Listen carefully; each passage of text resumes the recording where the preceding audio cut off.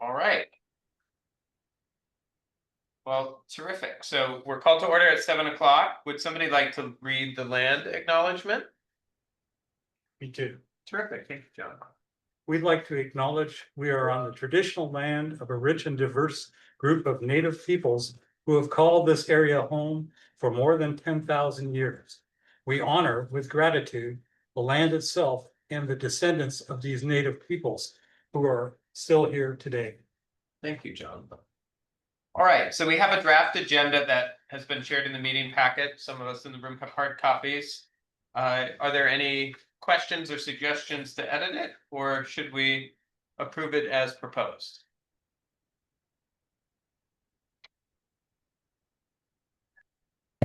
I'll motion to approve it as proposed. Motion to approve it. Terrific. All right, Maddie moved and John and Meredith seconded it. So all in favor, say aye. Aye. All opposed? Aye. Motion carries. So the agenda as proposed is approved.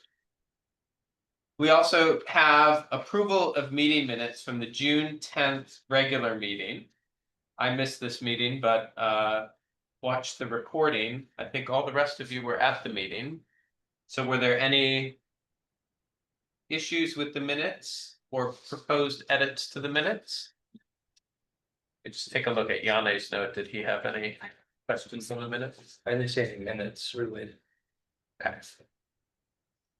So there's just one observation I have, and again, I'm a newbie, so I don't know the granularity of these minutes, but the debrief about housing affordability at the end, there was only the note that there was discussion, but nothing about what was discussed. And I know I, for one, had some items to bring up there, but again, I think those, we'll have the opportunity to bring those up again. So I think I'm not opposed to approving the minutes as they stand. Terrific. Yeah, I think in the past we've had much more detailed minutes, and I think we did a pivot away to kind of track key decisions and votes that are made, and where there's something that we're voting on and there's true kind of substantive differences, but on things we're not taking action on, we take a lighter approach because it takes a lot of effort to accurately just transcribe it. We had a senior planner sit in with us, two of us. They took copious notes. Minutes were reflective of that. We went to the opposite, no staff member. Action item or action minutes entirely. And now our assistant planner watches the video. And so the video is the word for word. It's not transcript, Good. but it Great. captures the actual conversation. Terrific.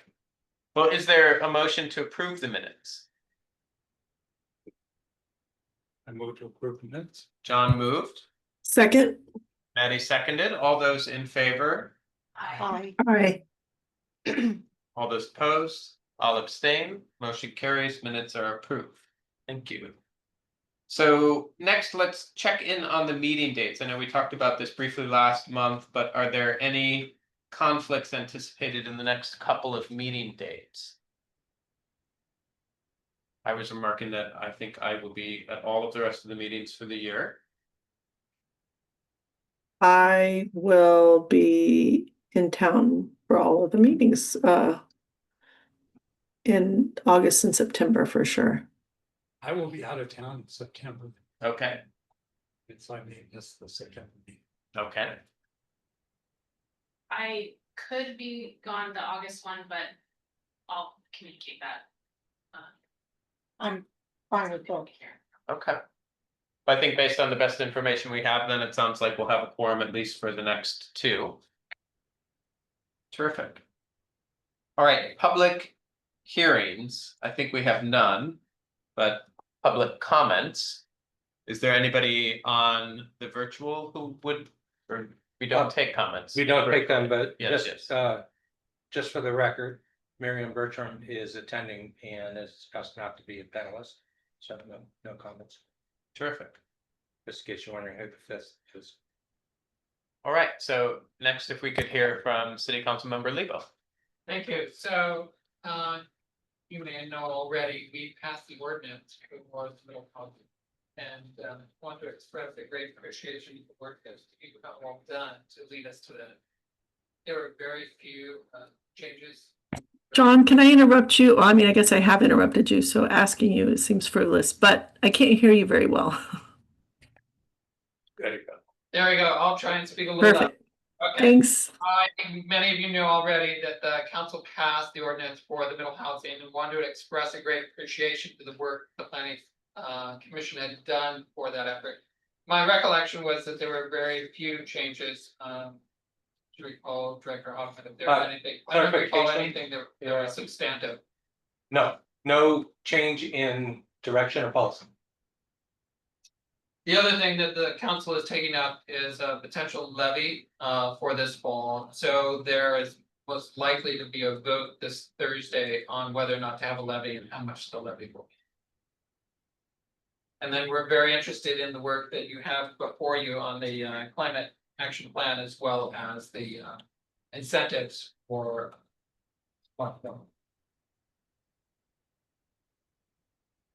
Terrific. Well, thank you very much. So next we have old business. So here is where we will talk about the climate element. And are we going to hear from our consultants first on that? Yes. Terrific. Welcome.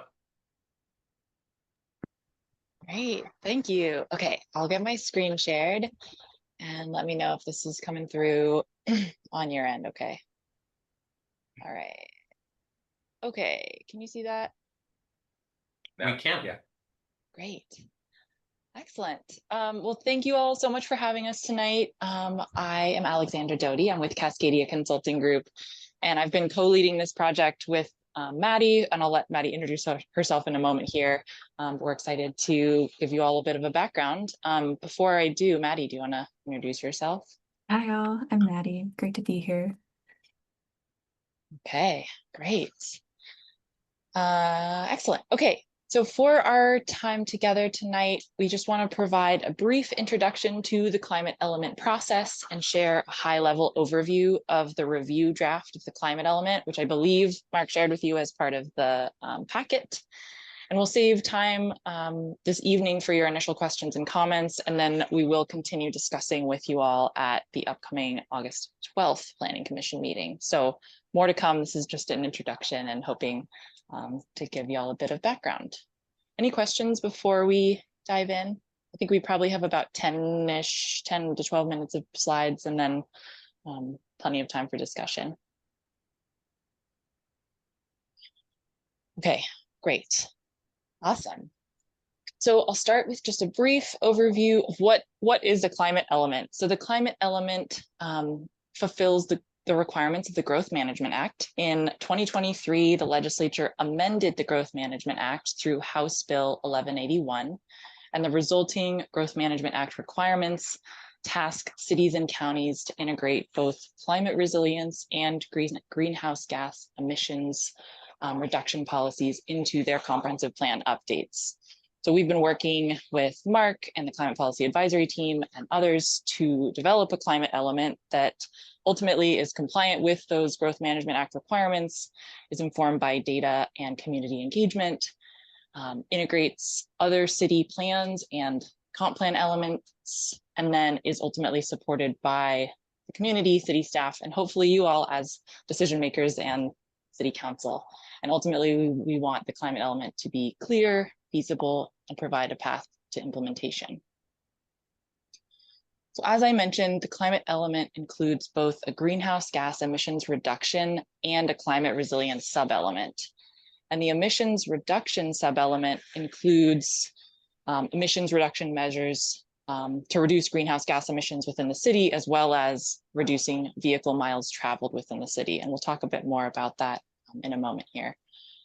The resilience sub-element includes adaptation measures to improve community resilience to climate impacts, such as flooding, drought, heat, smoke, wildfires. And in alignment with the Growth Management Act requirements, the climate element also seeks to support overburdened communities that may be experiencing the first and worst consequences of climate change. And the City of Lake Forest Park's climate element includes both sub-elements and addresses the key requirements identified in the GMA. Well, that's my little blue box there. Great. So we launched the Lake Forest Park Climate Element Project in October of 2024 and completed a number of technical analyses to support the development of the climate element, including a policy audit of current Lake Forest Park Comprehensive Plan policies and 10 other policy documents, basically looking for gaps and opportunities to incorporate climate change. We assessed the key climate hazards facing the city and identified climate vulnerabilities that the Lake Forest Park community may experience, as well as physical assets and infrastructure vulnerabilities. We evaluated travel patterns and sources of vehicle miles traveled within Lake Forest Park, including residents, visitors, and other folks passing through. We assessed the greenhouse gas emissions that the city and community contribute, and we projected future emissions. And then lastly, we pulled all of these efforts together into the review draft of the climate element.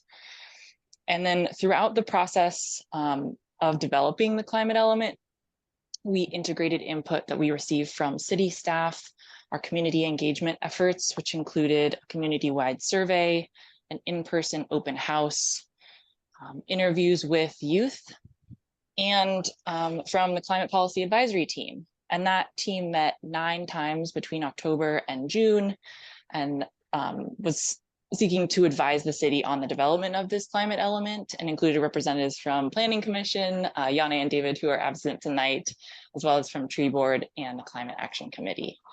So we're very grateful for their support throughout this process. And I want to take a moment and just dig a little bit deeper into a couple of our analyses, just to help provide a bit of background. And then I just want to note that in terms of the technical analyses, those are all available on the city's website as reference materials, and we can kind of peel back those layers as needed if you have questions. So in terms of the greenhouse gas inventories, we completed 2 inventories for Lake Forest Park, a geographic community-wide inventory for 3 years, 2019, 2022, and 2023. And then we also conducted a city operations inventory for 2023.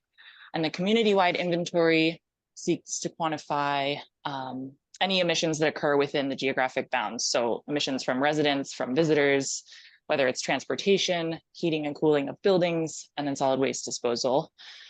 And then the city operations inventory considered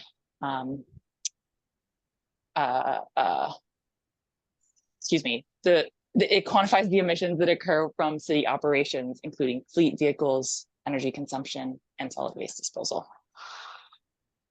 And for the community-wide inventories, here's a quick snapshot of our results. We found that Lake Forest Park community emitted between 80,000 and 95,000 metric tons of carbon dioxide in those 3 inventory years. And we found that the green bar at the bottom, that's transportation, was the highest emitter across all 3 inventory years, followed closely by buildings, which is in orange, as the second largest emitter across all 3 years.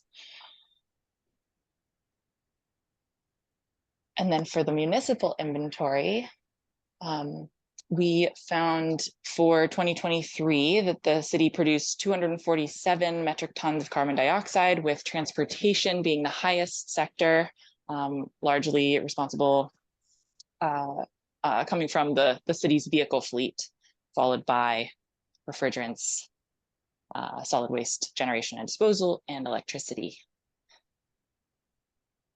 Okay. And then we also completed a vehicle miles traveled study. And in this process, we did a bit of a transportation profile. So as you can see, some of those highlights on the screen, we found that 98.5 households have 1 or more vehicles. There's about 10,400 vehicles within the city. And then daily vehicle trips and miles traveled per person in 2023 averaged out to about 3.5 trips for a total of around 13.4 miles per person per day. And then just a quick note, we saw 4% of all registered vehicles in 2023 were electric, and that was an increase from 1% in 2019. And then just a couple of highlights here. The majority of all trips in Lake Forest Park are interjurisdictional, meaning they either start or end in Lake Forest Park and include a neighboring city. And then non-work trips by residents are the most frequent and top contributors of those vehicle miles. And then work trips by visitors and residents to and from neighboring cities are the second most frequent, and contribute a lot of miles, miles traveled. And then lastly, non-work trips by visitors occur in similar volumes, but contribute less overall to vehicle miles traveled. So I think with that, I'm going to pass it over to you, Maddie, for climate impacts. Great. You can tell lots of analysis has happened here to support the climate element. And this next slide takes us into the resilience side of things. So as one of our initial tasks on the project, we identified historical and projected climate impacts that are facing the city.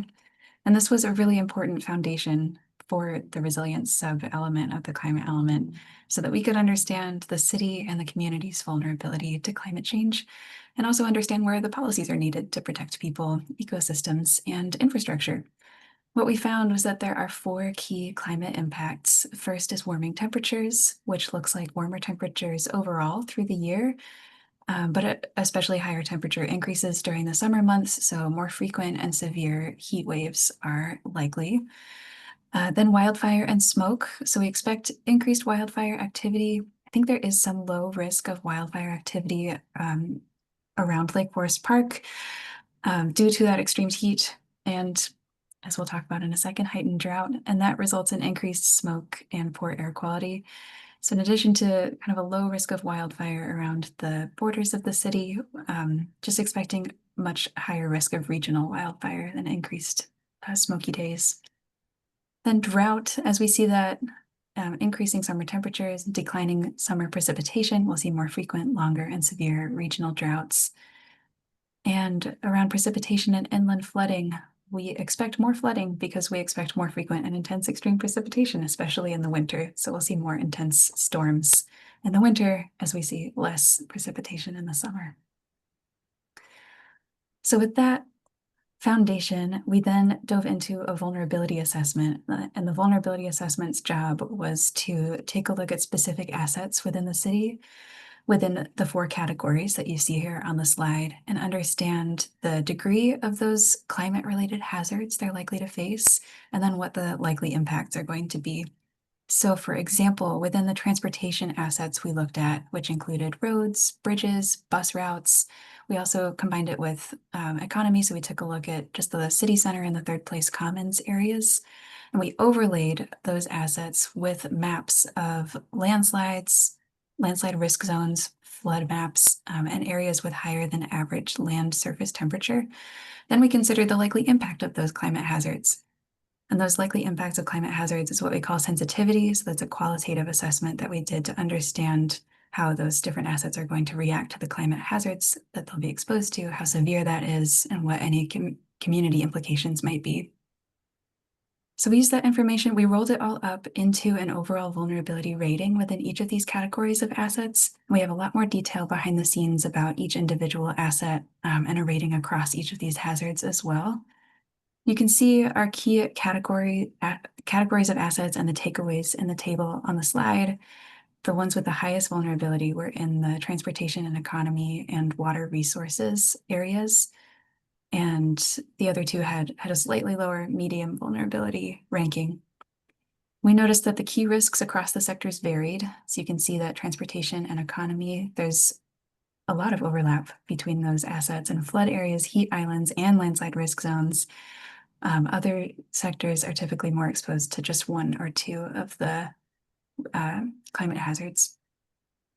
And we did include maps of the top hazards within each sector within the climate element.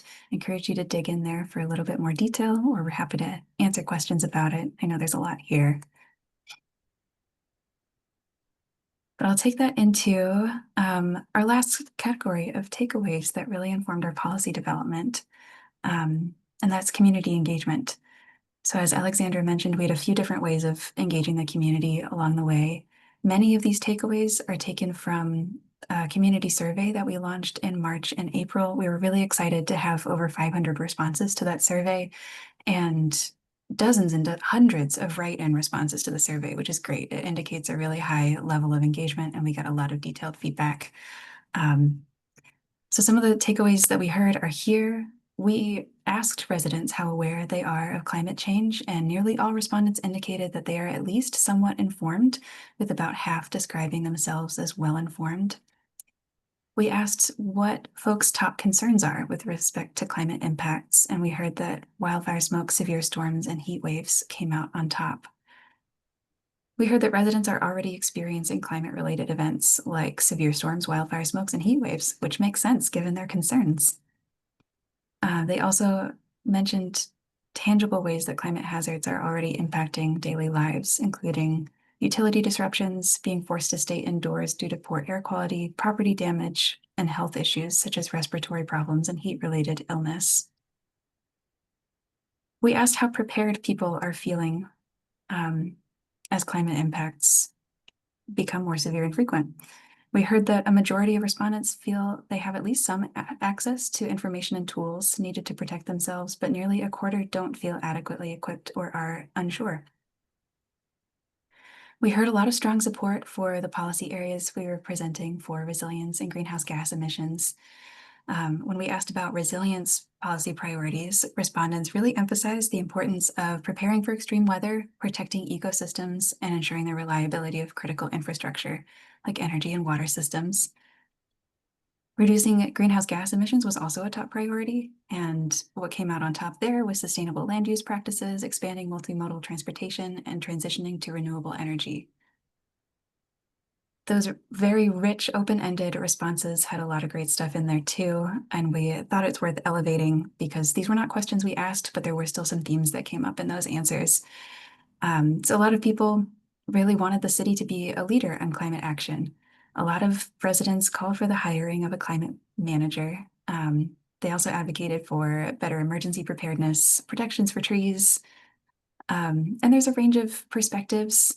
Most respondents expressed a real deep concern and urgency around climate change, and there was also a vocal minority who voiced skepticism or opposition to government-led initiatives, which could be something to keep in mind for future communication about climate change. Great.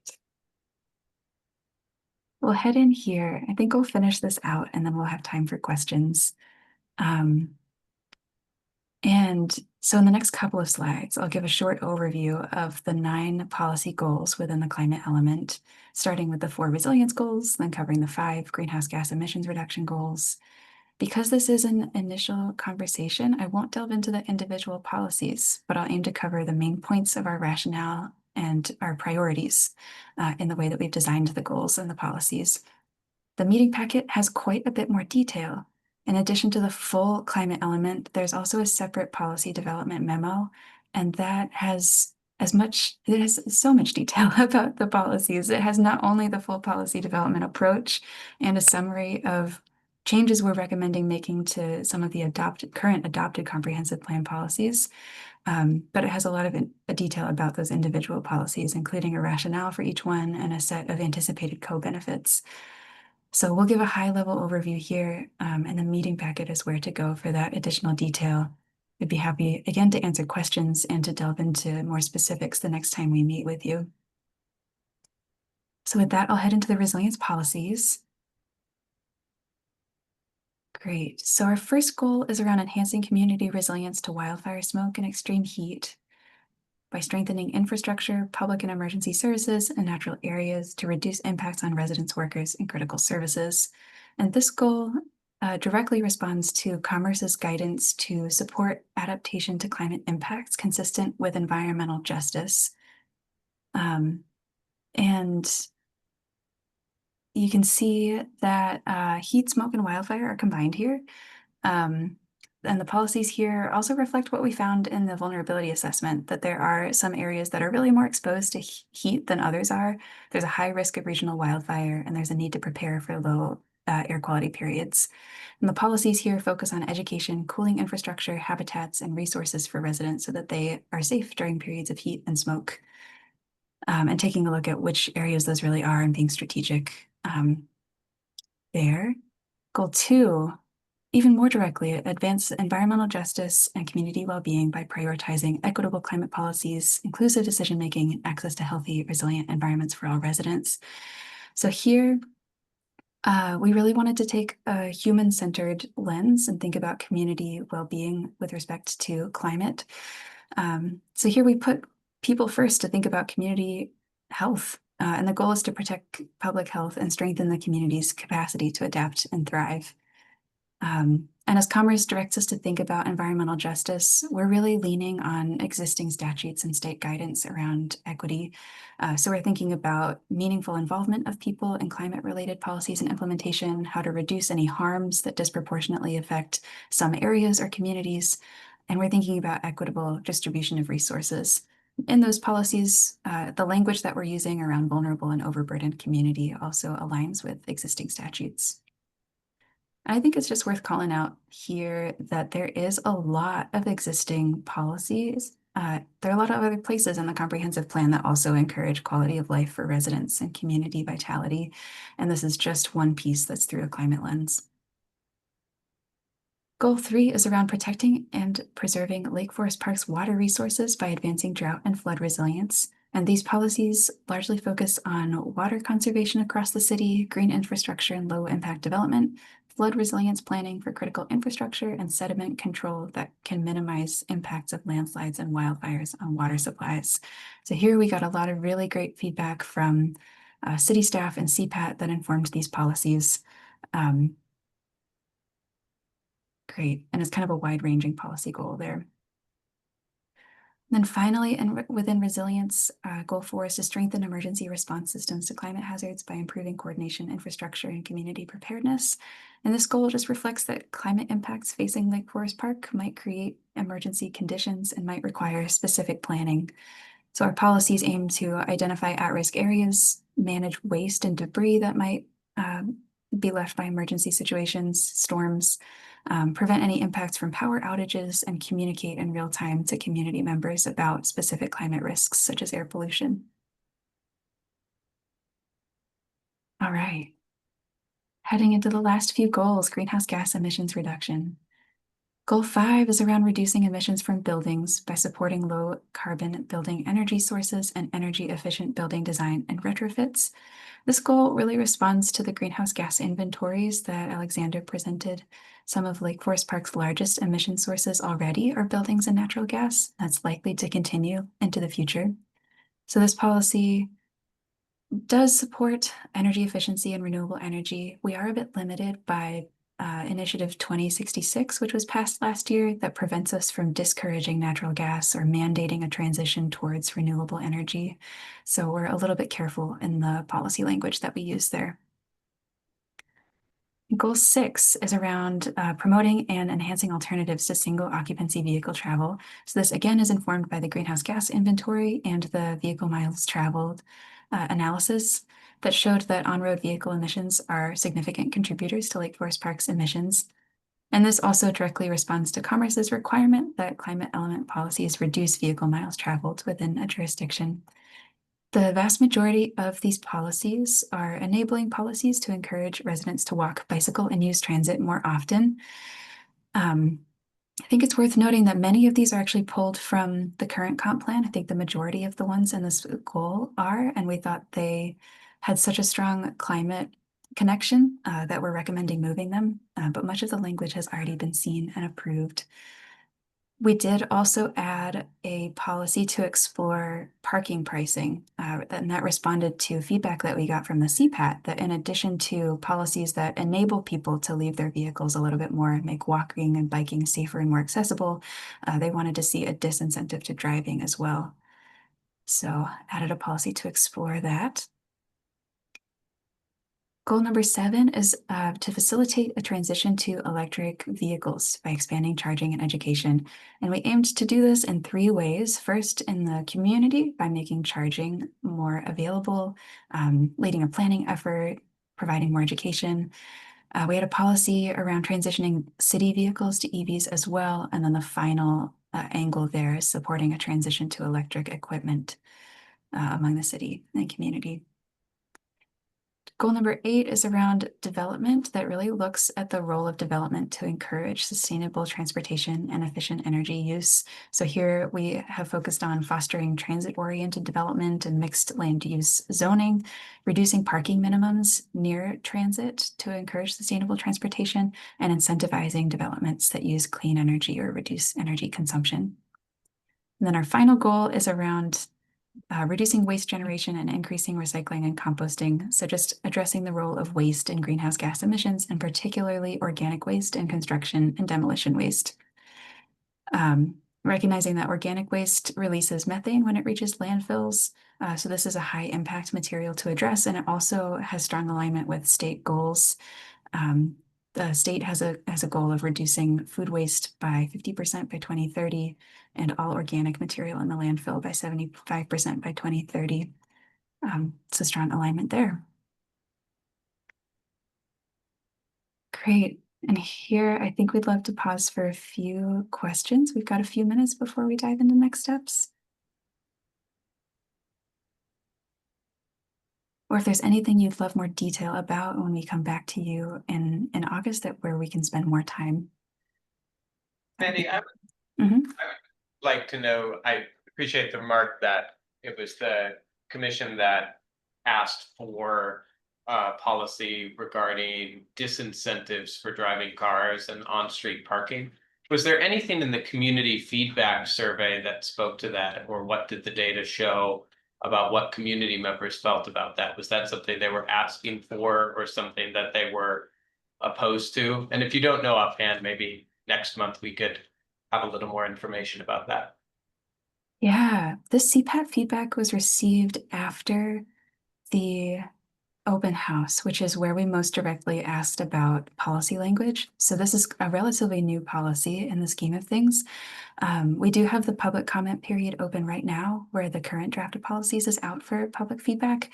I don't know off the top of my head if anybody has responded to that policy specifically, but that's open for another month, and I think we'll be curious to see what folks' reactions are at that time. Can give you a preview that we did get one comment on the public comment so far. It just was released a few weeks ago, but we have one about that parking pricing. So we'll be look forward to sharing that with you in August. Yeah, I'd love to make sure. Can I jump in for a second, Sam? Yeah, please. Oh, yeah, I would love to sort of hear about that. This is really dense, and it's part of an even more dense body of information that we're grappling with. And I feel like in many ways things are going quickly. And I think particularly for issues like this, it's important for us to even just gut check some of this, because I think parking, we've heard through other areas of work, is of major concern in our community, particularly because of environmental conditions, as well as our safe streets and safe highways goals. And I think that because we all do move around the region, we can see what changes to parking have created in other communities. And, access for emergency vehicles on streets, safety for pedestrians and bicyclists, and so forth. I think that there's this intersection point between reducing parking to encourage use of public transportation or non-carbon, forms of transportation, does have a really strong intersection with some of our other values and goals. And so I just wanted to encourage, when you come back in August, to be prepared to help us understand how those intersections have been weighed. Because even if there are restrictions through permitting, homeowners can still park then on those streets, which create a lot of those downstreams impacts I was just speaking of. So would love to just dig into that a little more. Thank you. I do have questions too. please. First of all, I think this is a tremendous effort, and I want to thank everybody that's participated in this, including, I can see that it stands on the shoulders of many who preceded us. And of course, Lake Forest Park has had an environmental perspective really since day one. So there's no surprise that environmental elements are present in the existing comprehensive plan. And that leads me to my question, and it kind of came up at the last meeting about how this is incorporated in the comprehensive plan. In just a case in point, in the development memo, resilience sub-element, goal 1 is a resilience to wildfire smoke. And the comprehensive plan in EQ6 has a reference more broadly to air quality. And I'm just wondering, does that stay, that more broad reference in the comprehensive plan, or does this replace it? Or how does that work?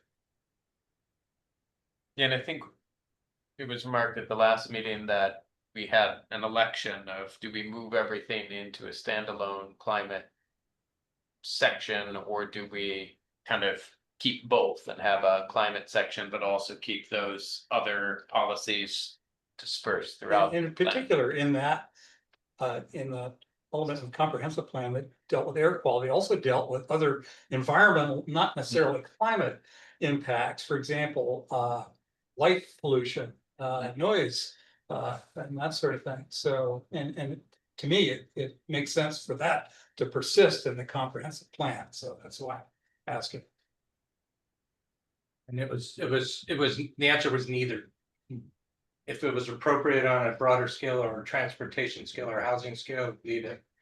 Avoid redundancy. If it was more appropriate for a climate lens, pull it in here. If it was missing entirely, put it in here. Okay. So, and that the attachment 1 is an attempt to inventory that. So you get some flavor of what was pulled into the comprehensive plan last year, moved, left alone, and is open to suggestion.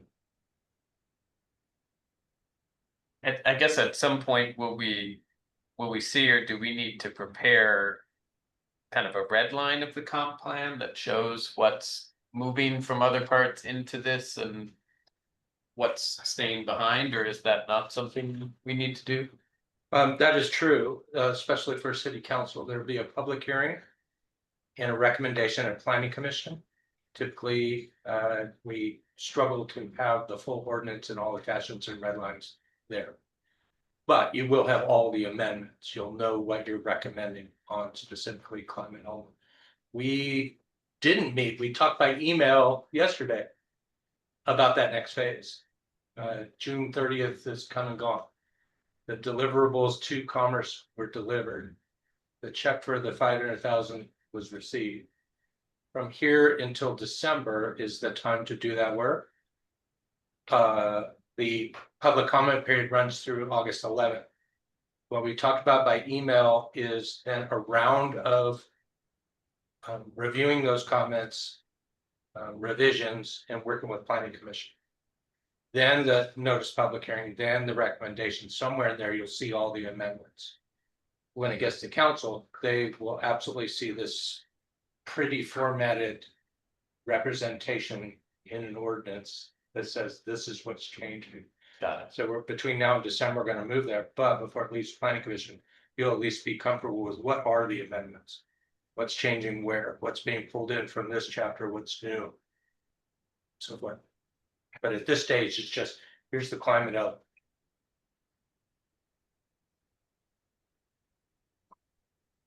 I guess, Maddie, there was another question I had was, is it on the city website, or is there somewhere else where we could go to look at in more detail the results of the community survey?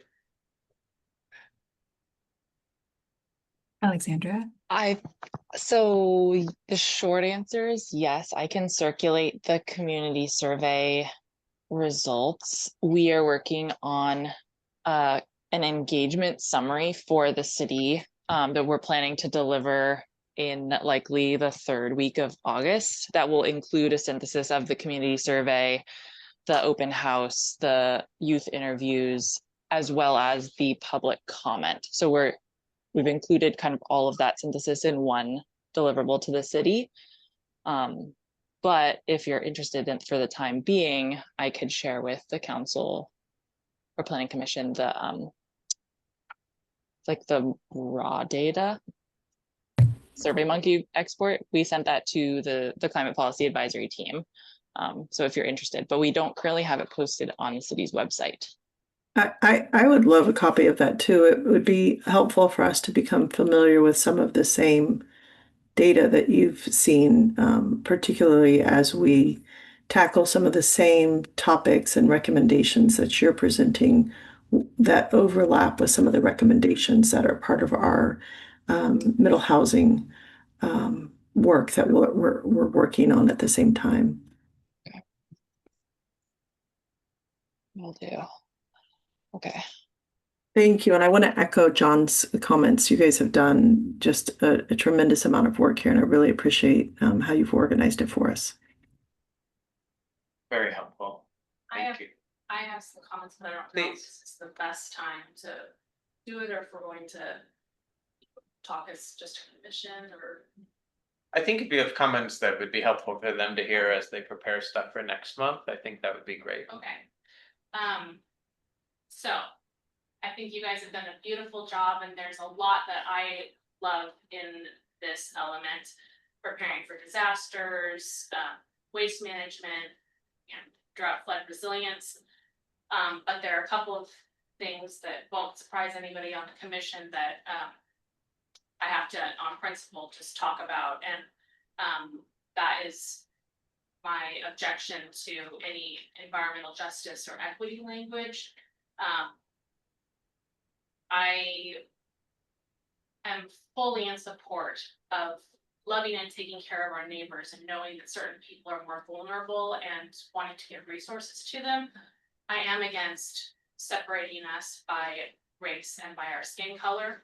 And so the most egregious example was on page 49, page 8 of the background analysis, where the first group of potentially vulnerable communities were the total non-white residents.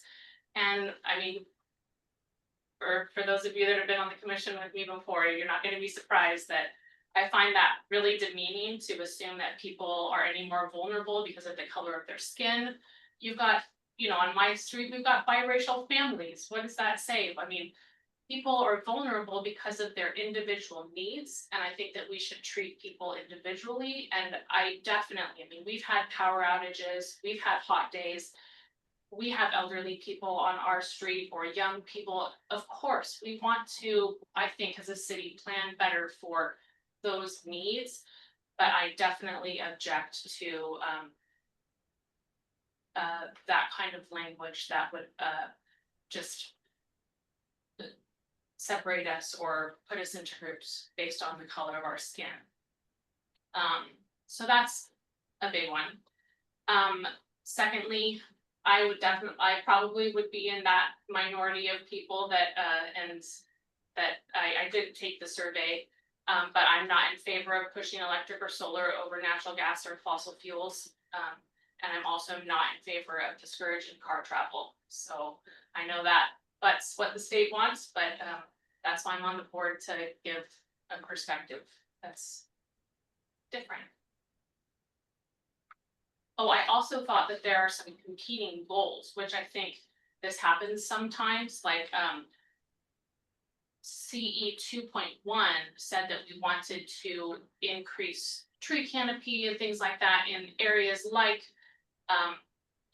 the gateway area, probably, you know, places that don't have trees. But then on CE 8.1, it said that we want to densify and kind of you know, have the places that are around transit be very dense. And of course, that's going to mean no trees, none of that kind of infrastructure. So I definitely think that we need to realize that some of these goals are kind of in opposition to one another. Thank you. Thank you. So I had maybe one more quick one. That I was curious about the vehicle miles traveled. How is that data captured? And also, one thing that I saw that just, you know, surprised me, I'd have to say, was that it indicated in the community vehicle miles travel, the majority was air travel, not road traffic. And so I wondered where that came from. And I could find a reference to it. It's in the page 15 under emissions Yeah. overview.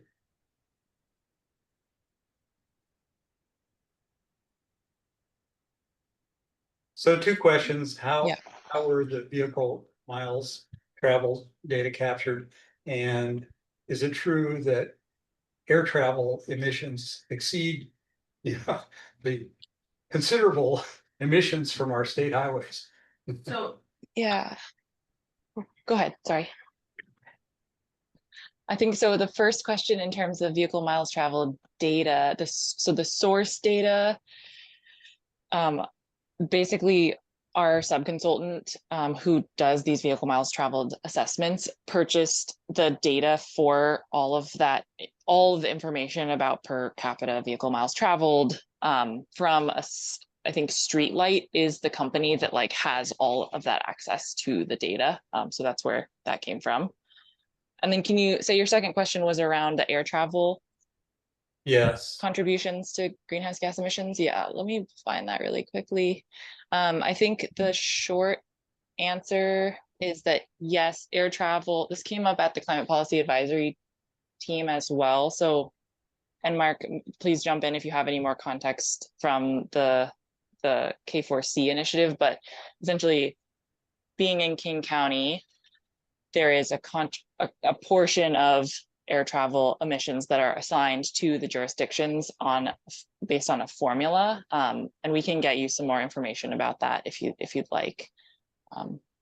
So that air travel, no doubt, doesn't originate or end up in, it just passes through Lake Forest Park. So I mean, the thing to me that's a little remarkable is this is the majority of the emissions of the community emissions. So, whatever goals we have, how will they have any impact on that? Unless we're able to partner and engage with other communities. so I'm I thinking, think the air travel emissions are modeled at the county level and then apportioned to specific cities based on population. So the goal is to attribute a certain percentage of air travel from nearby airports to the population in Lake Forest Park and attribute them that way. I wanted to just emphasize that the greenhouse gas inventory does have protocols in place to govern the inventories. And so we followed those to estimate all of the emissions. The level of precision and the confidence that it reflects, according to what's really happening on the ground, does vary a little bit by sector.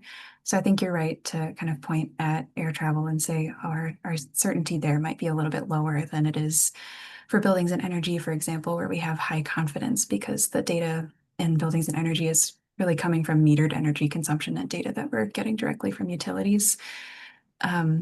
But even though there is varying levels of certainty, they still provide a little bit of a direction for us to focus policies. You'll notice that we didn't really emphasize air travel because there isn't as direct a lever for the city to work with there.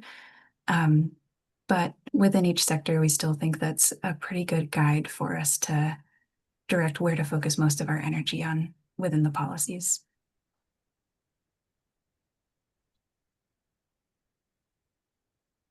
Did anybody else have any questions or comments? well, I'm thinking if I'm reading this correctly, so this is under the Lake Forest Park community, I don't know, fourth sentence down or so, community transportation 61%.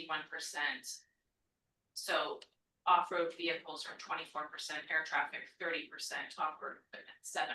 So is that 30%? So is it 61%? Then is that the breakdown of that, or is it? Yeah, I think the 61% is comprised of 30% air travel, 24% off-road vehicles, and 7% off-road equipment. Crazy, correct? Yeah, it would be additive like that. I'll just say staff, it's absolutely not gonna memorize the formula. My takeaway at K4C is it's not perfect, but it's better than any other estimate or method to deal with that topic. And we welcome any other inexpensive, more reliable data source. But It's pretty specific. maybe, I don't know if this is what you're getting at, but it doesn't seem very reasonable to have that be factored into that, to our city goals when we have absolutely no control over it, so. I was saying it is maybe reasonable to have it factored in to the extent that there's a goal to partner with other jurisdictions. And perhaps the Port of Seattle or something, in terms of I mean, I realize that, we don't have that much impact, but it's a significant impact of our emissions. So it isn't like we should ignore it. Just my thought. Any other comments or questions for Cascadia? Well, thank you so much for a very helpful summary and presentation and materials in our meeting pack. I guess we'll be talking with you next month. Yes, I'll be meeting with you on Monday. Perfect. Thanks so much for your comments and questions. Thank you. Thank you. Thanks, y'all. Good night. Bye. I don't know if there's anything more we need to discuss on the climate element without Cascadia. Did anybody have anything they wanted to say without them, or shall we proceed to new business? I had a quick question about timing. Mhm. The first portion of satisfying the grant is now over. Right, and CPAT is more or less ended unless they need to refocus or provide background. It's disbanded, the members go back to their respective boards and commissions and start to inform. And my primary concern is planning commission, so getting you that information, David and Yanni will be here hopefully in August, and we can proceed with that. Public comment website where you can put your comment directly in there, closes August 11th. Then all those comments come together, and then we will have a document for you. At some point, we'll need a notice public hearing. Give you enough time to absorb all that, make revisions, form a recommendation, while preserving as much time as possible for city council. Especially 3 meetings and a public hearing. And not work at Christmas, like last year. So in general, we know that August is this work, but no public hearing. No expectation of a consensus or, forcing a recommendation. But then September starts to become critical. October is not out of the question. Because planning commission meets early in the month. Late October starts to become worrisome for staff. As far as transitioning to city council. So that's the general timeline framework we have, if you're comfortable with that. Can be adjusted. I'm not going to use the word special meeting this year. But I think that'll work, and that reserves end of October, all of November, beginning of December for city council to review and take action. So with that timeline, the idea would be we would be voting on a recommendation in September. September to October, September to October. which is October 8th is your regular meeting. So I'm comfortable with that, and then whatever we need to do to make that happen, we're available. Cascadia is available. Their contract that we'll talk again about on Monday shows 2 meetings at planning commission, of which this is one. We're gonna go through the remaining budget and try and squeeze out additional meetings at planning commission, additional meetings at council. For the what you just saw, questions staff can answer, follow up on vehicle miles traveled. So we're gonna squeeze out the remaining budget with Cascadia starting on Monday. But that general timeline of September, October-ish, if that's comfortable with you, it would be regular meetings. Massive input from Yanni and David as far as what happened so far this year, and then see how you feel. Maddie? Well, just for posterity, I'll say in the recording, David and Yanni, thank you so much for the work you did with Cascadia and others to produce this document. To the whole, I would say, I just caution us when we start thinking about how we're planning over the next few months that we're heading into territory now of making decisions on things that aren't necessarily required by law, like provisions, right? Kind of like in our middle housing component. And I feel like there's a big volume of material. There's, whether it's the surveys that we don't still have kind of like this synthesis of that says what the community feels about some really important topics that, again, at the risk of being a broken record, we've seen play out in neighboring communities. And I don't think we want those sorts of impacts because they don't solve many of the problems that we really want to address in our community. So I just want to caution us to move carefully, move slowly, move thoroughly. Both Meredith and John pointed out some discrepancies within this own document of how VMT is calculated and like differences between like density on one hand, but needing these like cooling strategies with more trees. And I think there's a lot of moving parts and there's some topics in here and in our other plan that once we release that and send it to council, who's going to assume we've thought about this thoroughly.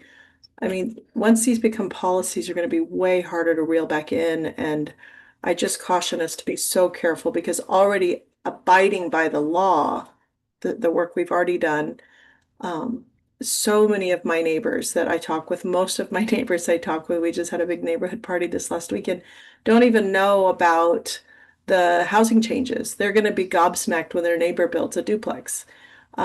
So I just, if we choose to say, well, we've decided parking, let's just pick parking again.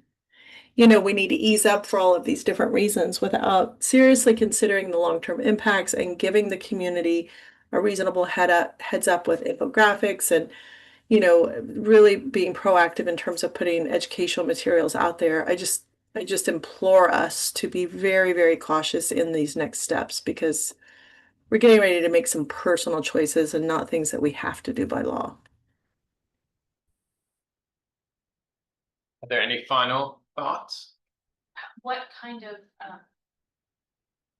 so, but there's a survey that's current, it's happening right now. What has been done to alert everyone that that's happening?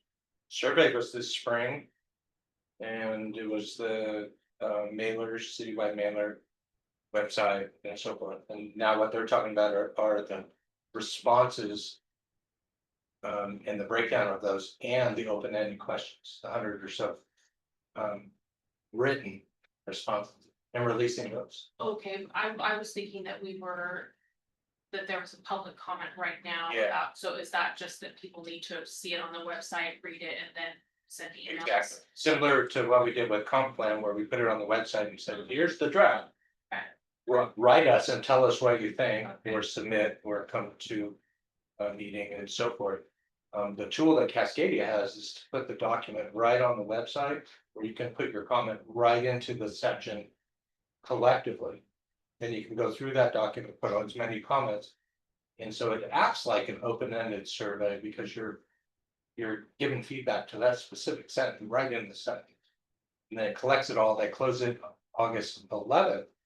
That's different than when we hold a public hearing and we send the public notice and the belief.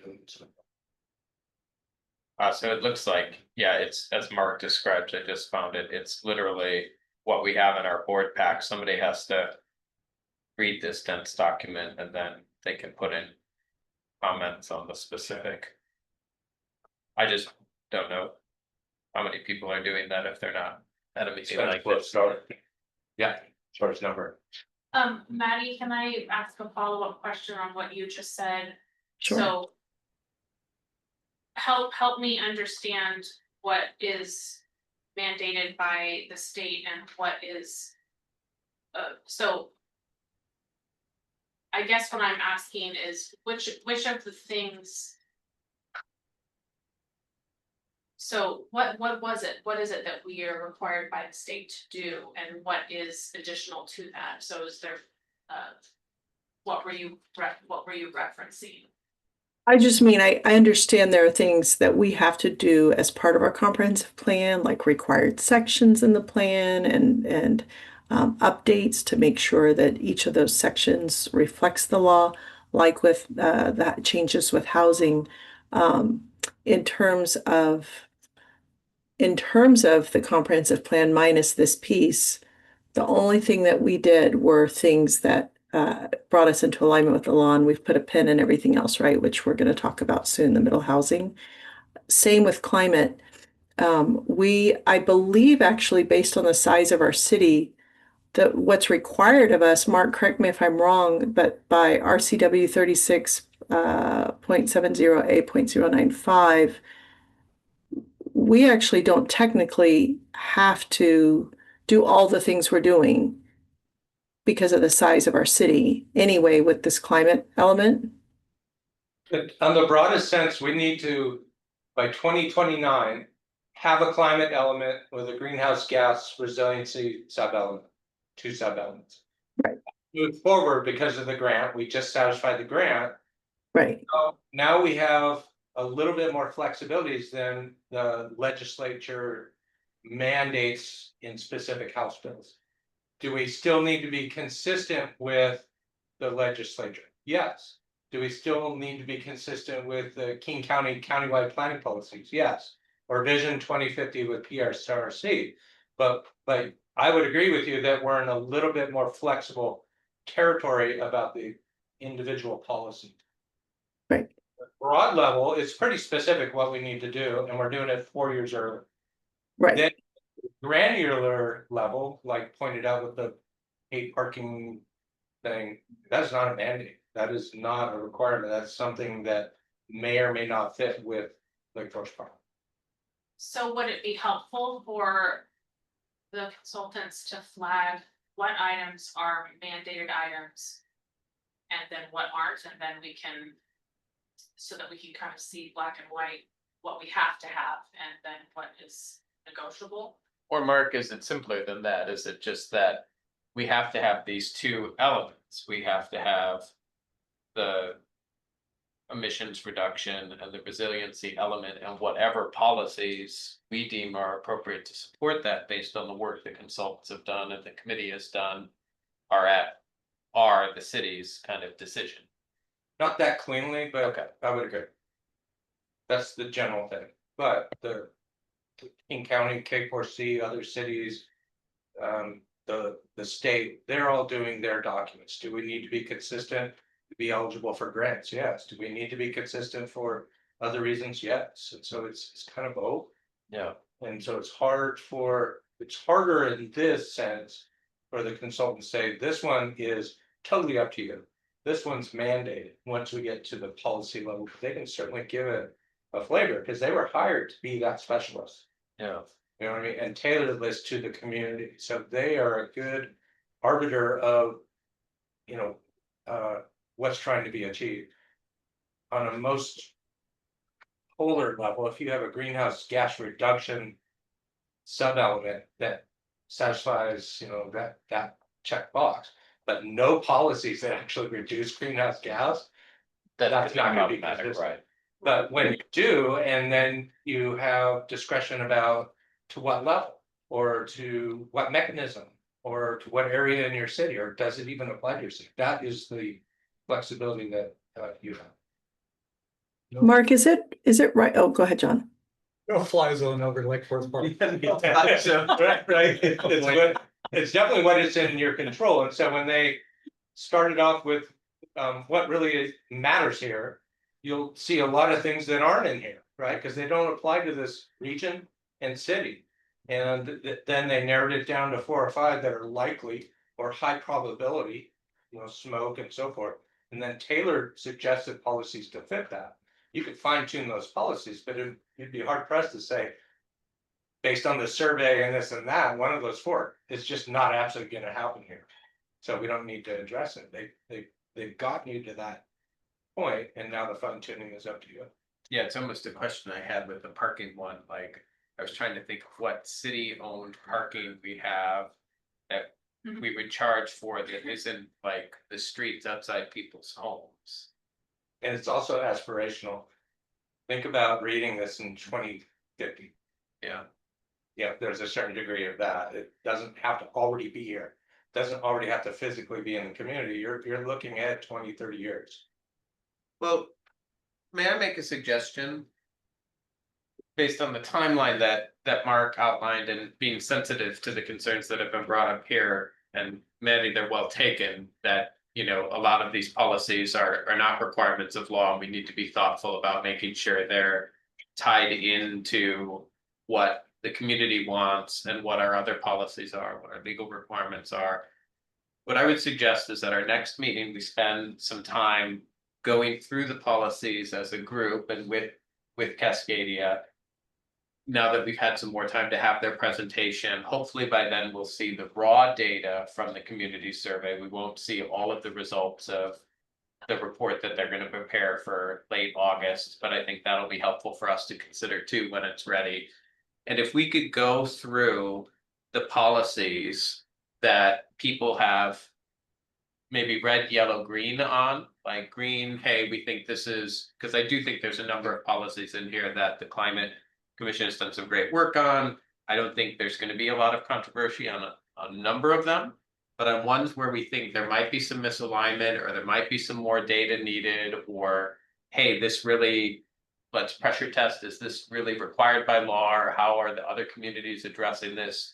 We can get into that granularity so that coming into September and October, we feel a little more empowered to focus the discussion on the areas we really need to have a discussion about, and then make an informed decision. I think for me personally, it's also going to be very helpful when we get to the point of actually seeing a red line, because that's going to address the concerns that John raised, which are well taken, which is how does this tick and tie to the rest of the comp plan, and what are we pulling in versus what are we leaving separate, and how does it all read together?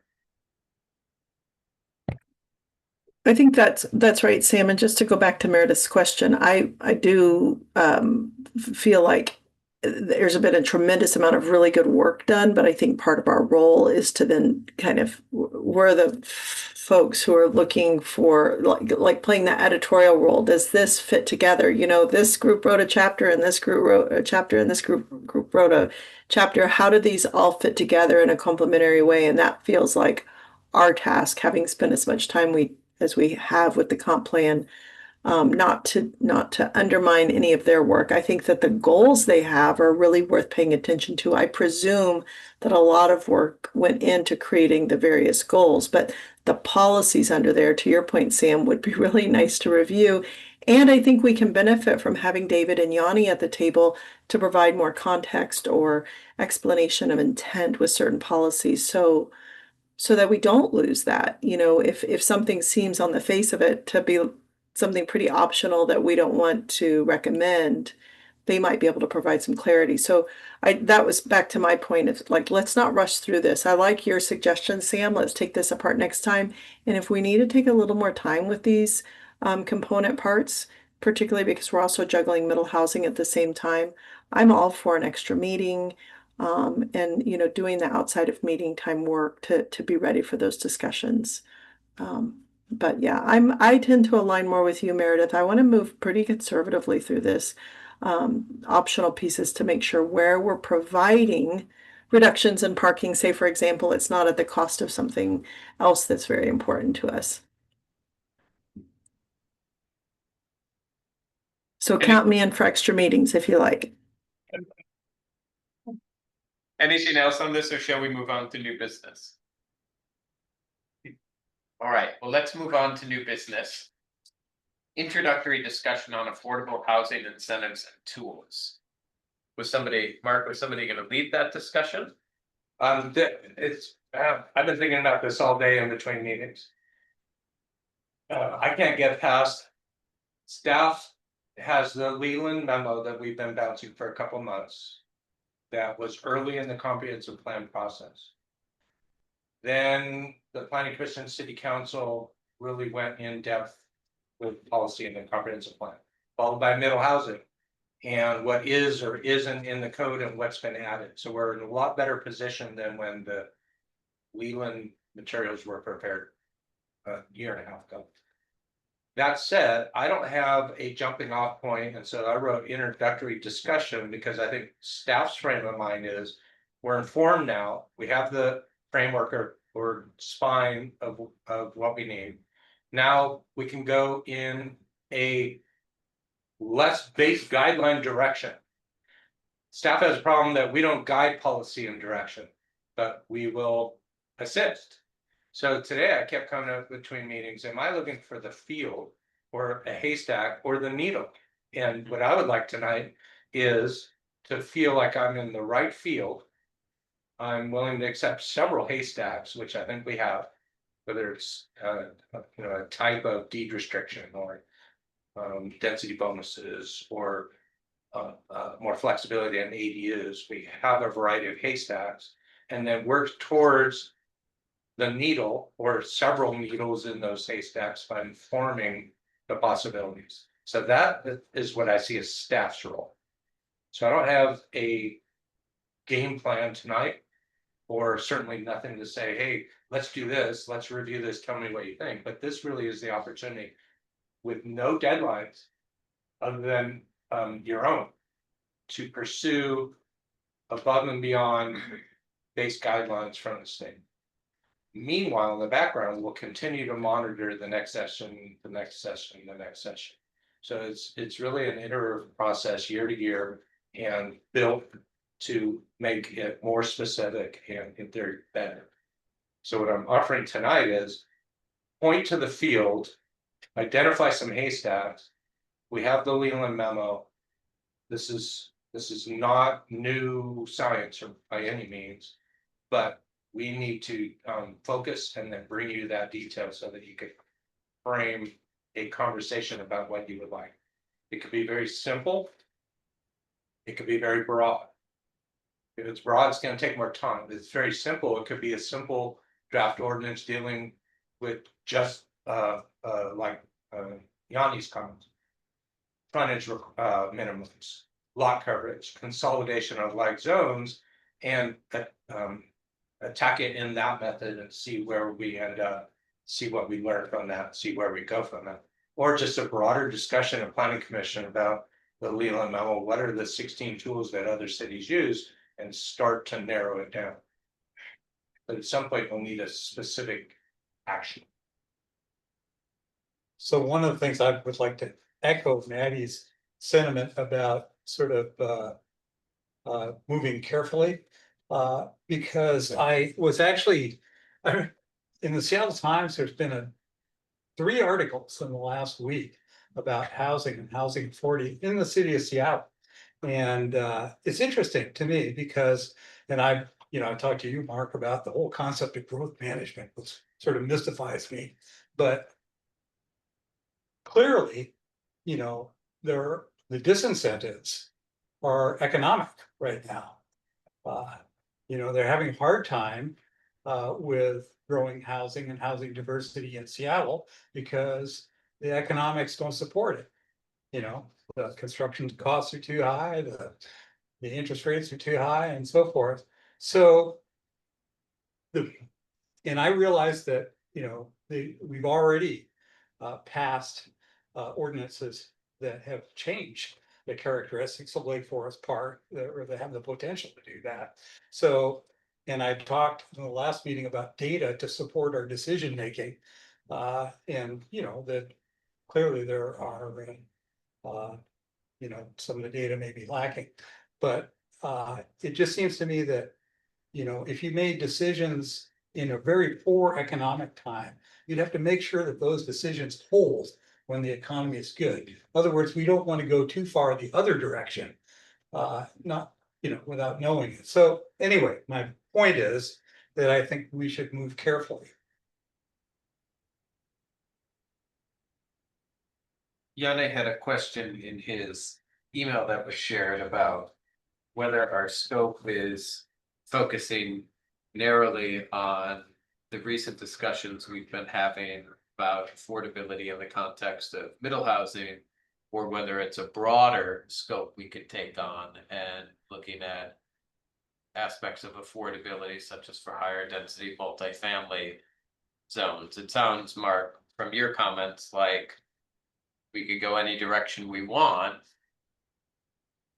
There isn't really a mandate that we only look at one or the other. No, yeah, it's an opportunity to go as broad as you like, as long as you like. Yeah. And then peel off individual things. This doesn't have to be this big omnibus ordinance.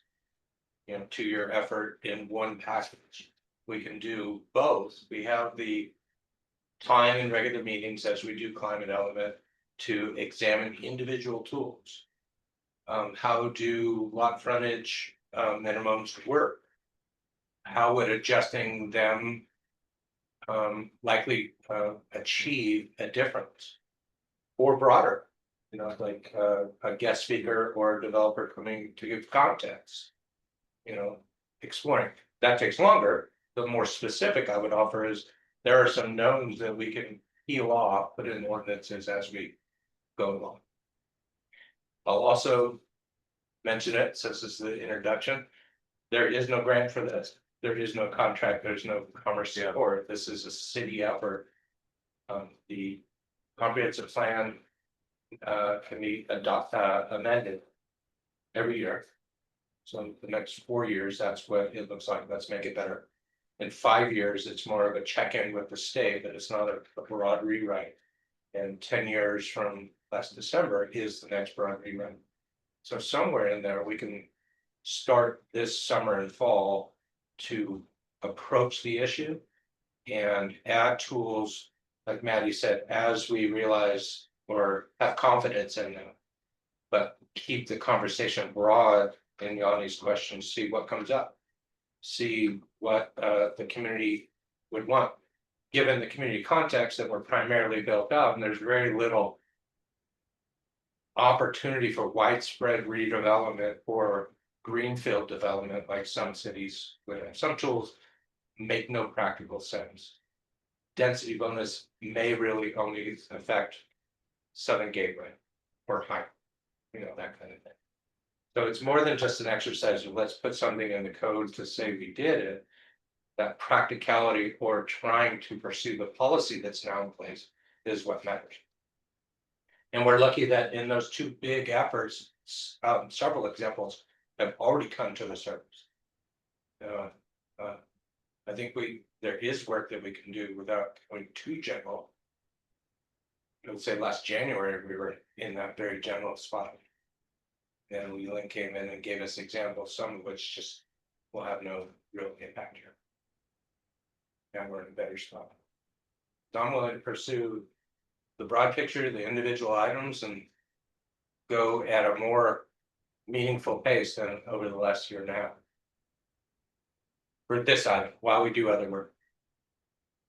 Well, one of the things that I think, Mark, you mentioned that this consortium, that regional consortium, which we are out of the jurisdiction for. I found their website, archhousing.org, and there actually are some resources there that I think it's worth looking at in the planning tab of that, because you can see what other cities are doing and the metrics they've incorporated. And so I think there's something for us to learn some of that material. And they do guest speaking. Advocacy, keep it in that context. No, we're not in their area, the sphere of influence or, you know, area.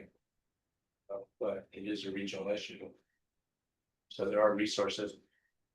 We do have some opportunity for consultants once it's fine-tuned and we drill down. If you need some very specific technical analysis or recommendation, we do have some resources to get that, just not at a broad level of hiring a consultant with a scope saying, what do we do? Yeah, no, that Yeah, makes sense. but once we drill down to get that level of confidence before a recommendation, we can get somebody that's well versed in that subject or topics to provide input. Beyond just me. Generalist, been doing this 29 years, generalist. Master of none. I know housing, I would not call myself a housing specialist, so. At some point, you may need to seek that. So there's a few things we've talked about in recent months and last month. We have some suggestions from Yanni. A lot of our conversation has been around middle housing. We've done what the state requires in our middle housing amendments. The question last month is, do we need to go further to actually explore how likely it is that those options are going to be well utilized in the city, that middle housing will actually develop? A question of, is that something we want and we feel as part of our mandate to encourage and actually follow through on, versus was it more of an exercise just to meet the state minimum? Are there ways to do that in a way that fits with the form and the scale of our community, and aligns with the comp plan goals and policy objectives that we discussed and aligned on? There was a question several times, Maddie, you've raised it a couple of times. I've always thought it was an interesting and a good idea. We talked about it last month. Do we have a panel of developers, or do we have a developer talk with us about what are their, candid kind of thoughts on what the barriers are to develop? Would that be a data point that's interesting? Although I heard, it might be hard to find somebody to come, but that's something we could explore as well. I found value some time ago when we had the land trust come and meet with us and talk about their model for affordable housing and how that can actually preserve a supply of housing for first-time home buyers long term, and not just be one of the things, that some municipalities have tried with the developer offset. It goes into a fund, the money gets piddled away, and no permanent affordable housing is ever really built. So those are a few directions and places we've talked about. Commissioner Yane has also talked about, can we look at those setback requirements, the lot minimum requirements, the zero lot line kind of frontage on streets, that's in here. Those are some more tactical things that perhaps are barriers to further middle housing development on a lot of our city lots. That's something we could look at. Of those things, is there more or less that people would like to focus on, or any of those things areas that we think we should go as we start to explore this area? I'm assuming that incentives then, when they take shape, they can take shape. That's presumably in an ordinance where it's targeted to a specific area, for example, town center or Southern Gateway. Is that true? That zone, yeah. Yeah, so and I would suggest that, when I look at the climate element and some of the goals there, I look at other things that we have, the traffic of the fact that we have very few people that work here in Lake Forest Park, that actually live here in Lake Forest Park, that, and if there is a sale of the town center, it may make sense to try to engage with those new owners in terms of affordable housing, maybe the capital A affordable housing in town center, to address a number of those issues that are in our goals.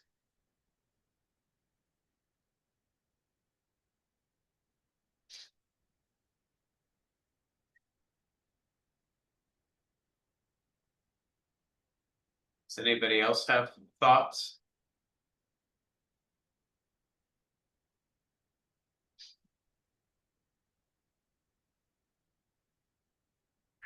I guess my question would be much like what you outlined, Sam, for the climate element. What the best way might be to take some of Leland's suggestions and begin to discuss or evaluate them. Just so that we can come prepared at whichever meeting we're coming to talk about it, to consider what each of our particular points are, or where we have more information needed. Just, it would help for prep. So, I mean, at least for me, I don't know about for you guys, but to be able to engage in a conversation more systematically.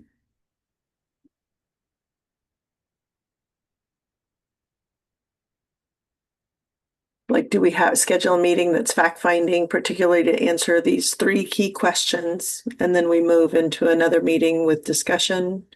Or what does that look like for everybody? Like, what do we think that process should, how should that process unfold? I would prefer to not go the direction where we do increase density that more than what is already been, the changes that have already been made. But so the places that I would be most interested in looking at are the pieces of property that for whatever reason really maybe could have.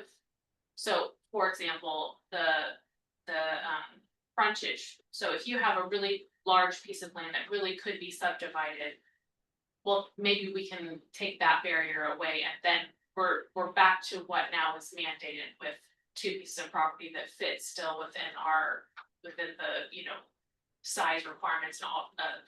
So that's a place that I would be interested in going, and then also with the ADUs, allowing them in the front instead of just in the back, because we're not changing the density. We're still only gonna get, you know, what is allowed already, but maybe we can open the door to a few more properties being able to fully, you know, do those things. So especially until we get some time and we see what happens, I just really don't want to open the door to, you know, denser, to more, to, you know, to. I would like to give a couple of years at least to see what happens already before we start adding more units and things like that, because I would just like to see what happens first before we do that. But those 2 options, those are just allowing more properties to take advantage of what is already available. That would be consistent. We're really talking about a 20-year period, policies in place. And we're talking about 200 to 300 units above and beyond our annual growth. So if nothing changed, 600 and something units get built. We update the comp plan twice, we get new growth targets, we move on. We have policy in place now that's at 870, so we're not talking about 14,000, 40,000 like some cities. We're talking about 200 or 300. And that doesn't include ADUs, but duplex certainly. And so if you look at traditional growth rate plus middle housing, ADUs, and approaching some tools for affordability, that kind of describes the local Lake Forest Park county. That would be consistent with the comp plan just about. And I also agree with what you're saying, Meredith, that, and it kind of dovetails with my comment about moving cautiously. Because you know, in the sense I get is that, you know, the ADUs have been an option for some time, but we're not getting very many, right? So doing something like that doesn't really, you know, it could increase the you know, affordability and the, you know, diversity of housing. But it's I would certainly support that. Well, I think the reason why we weren't getting ADUs was because of the parking issue too. So some of that has changed now to where we're not requiring the parking space, correct? Yeah, it's a variable. I mean, there's some things that we've I can't say added that now. was a roadblock, but Yeah, it's come up. The mhm, cost of building an ADU is the primary. right, And now we know you can't affect critical areas, you need to meet tree ordinances. This is how you can do it, and you could have 2, and you can sell them, and they're not owner occupied. So that's in place. right. They So can be in all the front. all that has now. changed. Yes, Accessory structures can't be, but an accessory structure with an ADU can be outside the setbacks and oriented, so we have some flexibility. It'll be some time. We were getting 1 a year, sometimes 2. I portray it as the cumulative effect of paying for it, designing it, building it, permitting it was the roadblock. So any of those variables in there that we can facilitate or eliminate makes it easier. mhm, And just in the last week since June 30th, I'm working on 2. It won't be 100, right, but it will be more than before. right. That's So now that's you what get I'm getting Choose at to is that add to that. I think it's a good idea for us to go slowly and see what comes with what's already been changed, like what you're saying. You know, not go in there and try to do more changes. yes, have incentive in place for affordability. I think that that's a great idea, but I don't, I wouldn't want to open the door too much because without having, the part in there where it makes it affordable for like our teachers and our workers and stuff that live here, they can't afford. I mean, they work here, but they can't afford to live here. And so that would be nice to figure that out first, to somehow get that in place. Because I think we're all wanting that to happen. And so I think that it seems like that's the biggest goal in our group, to make it affordable. And I think that that's where we should focus first. If we're gonna make any changes, do some type of an incentive for those landowners, to build things that are affordable. So this article that came out in the Seattle Times this morning for Seattle was this kind of lesson about the making policies and then having the economic conditions change. Now their situation is much different. Seattle has affordable housing mandates, incentives, mandates, but they now have 2 lawsuits. They didn't have lawsuits when they these policies were implemented, because the economy was much better for development and for homeowners. And so you just read the article.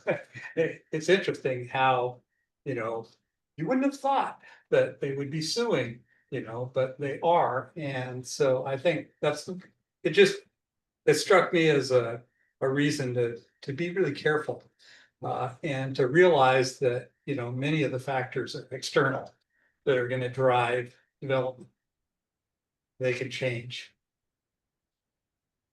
So, oh, go. Well, I was just, the list that you had about the roadblocks. Could we get some detached plans that would just be already city approved, so that would be one roadblock that would be taken off, that, that's one way the city could actually. Obviously, we can't affect the building costs and No, things like that, but. Some cities do that to give Yeah. more certainty. It affects one of those variabilities. It'd be more difficult here. It's each lot is so different, very Yeah. different, yeah. And with critical areas and trees, there is no standard site plan or anything other than just the technical building code portion. Even then, you still need to submit for a building permit, have somebody stamp it, engineer it, put a foundation. So it has a positive benefit, but it won't be the difference maker. It won't all of a sudden make it so cheap that, oh, I can build this. But it does benefit because it gives an idea of what could be done. And takes it beyond concept to pretty close to being able to be spent for a living. So there is benefit there. But I don't see it as eliminating any of the steps, because if this community said, here's the 6 styles, if you choose one, hand it to Mark, you don't have to submit a building permit or critical area permit, then we're bypassing all the other priorities. Where some cities are grid, standard, flat. It'd be pretty hard to implement here, or it'd be easy to implement, it just wouldn't apply to very many lots. And then they say, well, why'd you do it? Well, I didn't know your lot was 40% sloped at that stage. Well, I might offer, oh, Maddie, go ahead, please. Oh, well, I was just gonna say, one thing about just one comment and then speak to the DADU. And to your point, Cherie, yeah, I think we should take our time unless Councilmember Lebo, says we need to move more quickly. I think we know what can be built under the current new regulations. And I think we all have talked about the fact that, we do want to incentivize something else. So Meredith, to your point, yeah, like let's wait and see what happens. But we also do know what happens with this base code. where people are willing to build flat roofed 3-story structures, 2 at a time and sell them for 800 to $1 million a pop because they can get 2,000 to 2,200 square feet in each unit. So I think you're right, Cherie, we do want to incentivize, right, these configurations that can provide more affordability, smaller footprints, etc. And I just think like unless Councilmember Lebo says so, we have the opportunity to watch, like both of you have said, what happens as we thoughtfully evaluate what mechanisms could get us to those realities that are more desirable. And I think, is that a fair summary of where we all stand, or are we in disagreement on doing the work without necessarily a rushed timeframe? I think what we're hearing in the room is we're all aligned. I'm certainly aligned with not making any hasty decisions. I want us to be thoughtful about this, and to Joan's point, as data driven as we can be. And Councilmember Lebo, is that incongruent with any expectations the council has for us for moving more rapidly on middle housing?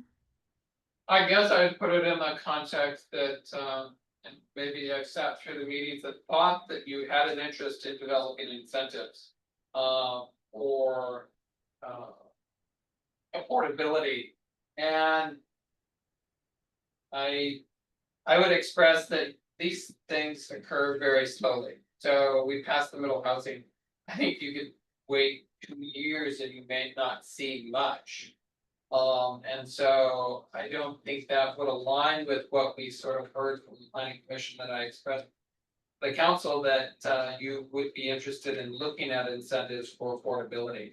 If the planning commission wants to wait to see some tangible evidence of middle housing, I don't think that fits within the timeline of what we had heard as an expression of the planning commission. And I don't know that it's talking about waiting, it's just talking about taking our time. So while we're watching what changes, we can be doing the legwork, but not with this artificial, like, we've got to have this done by January 1. Maybe it's done by April 1st or May 1st, whenever we get to a place where we're like, hey, this holds up. This is feasible. We've checked it out. It's developmentally feasible. It's environmentally feasible, etc. But I just don't know that we're going to be able to have that rich of a conversation and do that sort of due diligence over like 60 days. And so I think that's where I'm coming from is there latitude for giving us more than like 60 days to do this level of work? I don't think there's any expectation that you're gonna do to do this in 60 days. I mean, 60 days realistically is 2 or 3 meetings by the planning commission. And we have seen excellent work done by the planning commission in 6 to 8 months. And I think when you consider the other things that you are trying to do, there's a risk of taking too long. Because you will lose momentum, and so I think you need to be thoughtful about those items that you want to tackle, and if there's not a lot of drive to do it, then it's probably not something that you're really gonna focus on doing. Well, I think we have one member here that's not here who is really excited and will drive that. And so I think, I think there's enough diversity in our group that the interest isn't going to die down. It's just more how we get there. I would encourage you to think about those 2 or 3 things that you want to work on in the next year. And that you do set some timelines for yourself. Otherwise, you're gonna find yourself a year from now and feeling like you haven't made much progress. So if I hear you correctly, you're saying pick a couple of things you might be able to move the needle on and don't try to get it perfect, or don't try to work on 12 things, maybe work on 3 things first. Well, I guess I would put it in the context of you have some work to do on the climate element. And there are things that the council members don't have expressed. For example, cleaning up our code with regard to lot sizes. And incentives for affordability. So I think it's worthwhile that you really think about and say, okay, what is your work plan over the next 6 months to a year? And not just say, well, we want to look at what's going to happen with the middle housing ordinance. I don't think that that's from my perspective, waiting to see what happens from the middle housing ordinance is not. Yeah, I think you need to, as you talked about many areas for incentives or affordability, with regard to affordability. I think if you've got interest, you just need to move forward with it. yeah. I'm fine for it. Without a Well- time, just, I'm just concerned that you're not gonna make. And what I would suggest, if I can offer a suggestion, is there's a few things I think we should grapple with, because I do think that part of our work plan is focusing on what should we recommend, if we should recommend anything, on incentives for affordable housing, so that the development that we see that we've just written into code and that the council just wrote into code is of the type that ideally, is allowing the people who work in our community and live in our community, the teachers, the firefighters, living here in affordable homes that aren't new constructions that cost $1.2 million, that aren't taking a $500,000 home off the market and replacing it with two of those. I think there is consensus that that's what we would all like to see. We don't know how to get there. So what I would offer as a suggestion is maybe we spend some time in the upcoming meetings secondary to getting the climate element done. But we spend some time grappling more with the March Leland memo.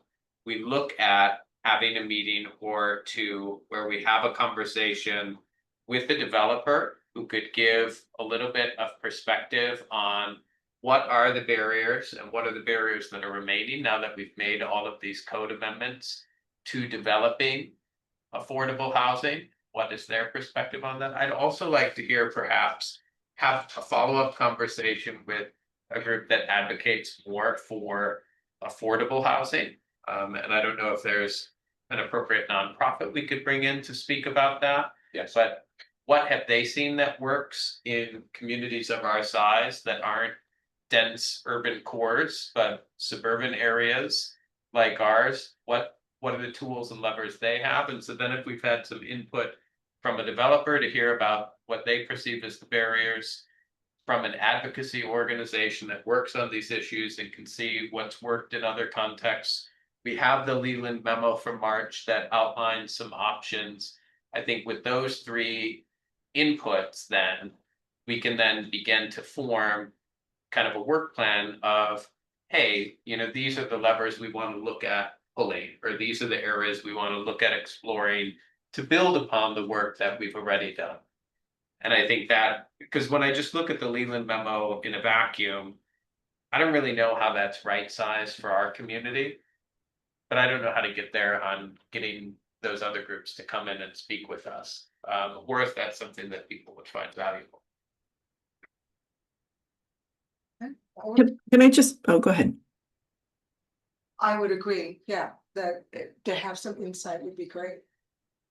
I like your idea, Sam, about maybe instead of thinking of a developer, thinking about folks that do this as their work, a nonprofit or a housing authority that, is actually working to very specific ends that we're interested in. And that might be the better place because they would also know what feasibility looks like and the types of code that encourages it. I worry, much like our ADU and DADU code, that I'm speaking, just my husband and I have talked before about, if we were to ever add on to our house or create a DADU or an ADU, and the reality is for many homeowners here, the cost of building it, not just in permits, but like resetting our tax rate. We've been here for a dozen years and, our taxes can only go up so much, but in making a major improvement, your taxes also reset. So you've got the whole process of doing it. And, I think we figured out best case, even without the increase in our property taxes, the payback period, something like 7 years, and requires us to have a renter on site. And I just don't feel like any of these development regulations necessarily are appealing for even a small majority of, residents here in Lake Forest Park. And so I really do like what you were saying, Sam, because to me, these code revisions are really going to be for the developer community. I don't see, in my opinion, many community members taking advantage of any of this code for DADUs, ADUs, duplexes, etc. And I think when we can be realistic about that and what we've seen already in this market, that might help us. Mark, I'm really curious on the applications that you've received for ADUs and DADUs. Can you tell what percentage of them are part of like a broader building permit where a house is being remodeled? Like there's been a couple on Brookside Boulevard over the last few years that have been new construction that include an ADU versus which are, attached, like we've got some neighbors adjacent to town center that were homeowners that added it. Like, do we have any data yet on who's building these?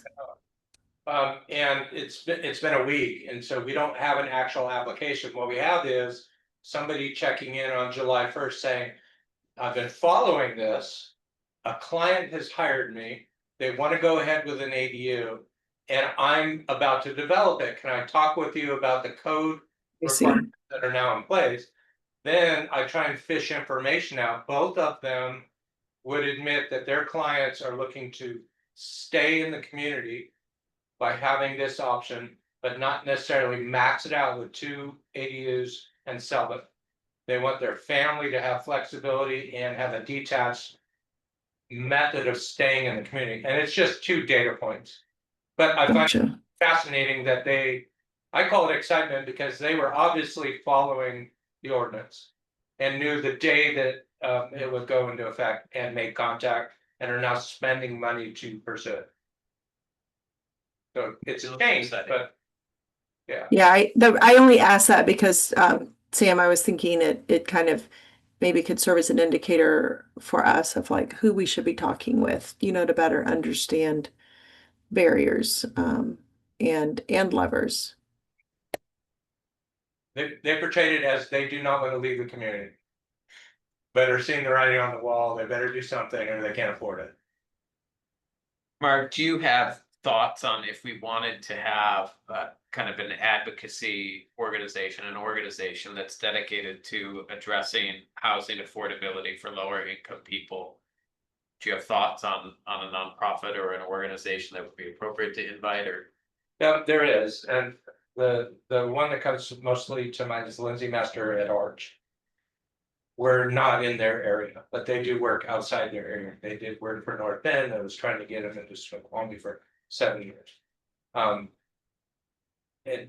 they have their own mission and they do advocacy. So I've seen them go beyond for advice. And so I'd welcome a conversation with them just to say, hey, this is what we're doing and just kind of see where it goes. One that directly applies is King County Housing Authority. We're not in unincorporated county, but the King County housing policies, the Affordable Housing Commission, so forth, we are in their jurisdiction. So there has to be somewhere where we can rely on existing resources and get that feedback. So those are the 2 that come to mind. Then you get the nonprofits that help specific segments of our community. While those don't come to mind early in the comprehensive plan process, we did that analysis to try outreach to all groups. So I'm not aware of Lake Forest Park opportunities, but for Newcastle, most of them were in Bellevue, so I know they exist. would They that include represent specific segments. would that be like an organization like the Low Income Housing Institute? Maybe. Yeah, and so they all have their different mission, purpose, funding. And then you get the private sector and Amazon, Affordable Housing Fund, and Microsoft. We're not on their map. We're not a big jobs generator or a big tree generator. But in other words, what we're facing, there are resources, and I could do outreach without too much fear that for that category, I have no fear. We can get resources, and if we have time, offer opportunity for them to look at their calendars and maybe come and help. It's the other category that I have apprehension when I hear developer. That can mean a lot of different things. Yeah. You know, and I know that we talked about it during comp plan as an example. A developer that knows that business and is in it to make a profit, but knows the local context. And would give perspective within that frame. That's what we're looking for in the That's land pretty trust niche. was the only group that came up last year. And then the two gentlemen that were here seemed legitimate, when they talked about nothing will happen if you don't do this and this, but. I don't know that, I didn't get the sense they had the local context. You know, I wonder if we were able to start with the nonprofit or the advocacy organization through one of the connections that you mentioned. I wonder if they might have thoughts on a developer on developers we might be able to reach out to who they've worked with and they know of that focus a little more on affordable housing. It might be missing the local context to be sure, because we are such a small community. but we do have Southern Gateway, which is very similar, so all of every year, the Housing Trust Fund awards 7, 8, or 9 projects. They're 100, 200 units. You're not gonna fit those on 104. But if we can identify areas, I'm not gonna say town center, but Southern Gateway, where 1 or 2 projects would get our growth target for the next 20 years. You know, that is a local context and they would have affordable incentive tools and somebody that can speak to that. But they would need to see.